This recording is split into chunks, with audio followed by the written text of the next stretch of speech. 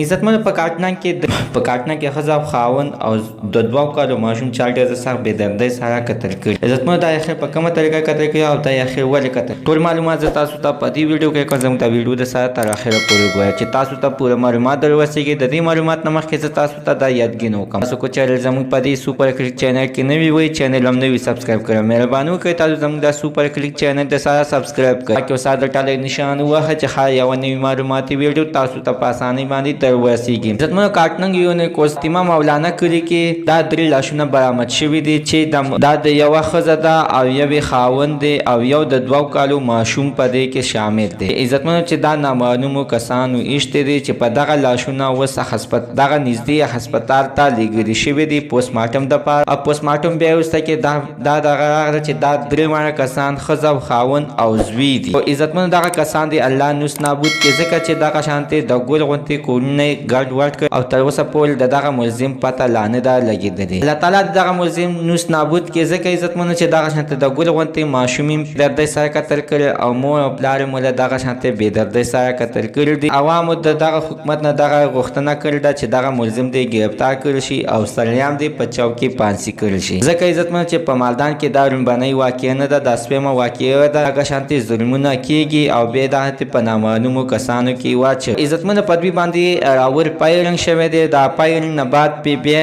مور او پلار یې ول بیا حلال کړي دي. د 2 کالو ماشوم ډېر سخت بې دردۍ سره قتل. الله تعالی دې دوی ته جنت فردوس ورکړي او دغه ملزم دی ونیول شي او دوی ته د ټولو نه ښه غټه سزا ورکړي شي. عزتمنو د دوی په هر من ستاسو څخه دی حتما دا سخت خپل اعلان دی په کمنټ کې شریکه کړئ. زموږ د سره عزتمنو نننۍ معلومات ته د دې پورې د نوي معلومات لپاره د سره زموږ دا سوپر کلیک چینل د سره سبسکرایب کړئ. خوا کې اوسه د ټالۍ نشان وښایئ ښایي یوه نوې معلوماتي ویډیو تاسو ته په اسانۍ باندې در ورسیږي.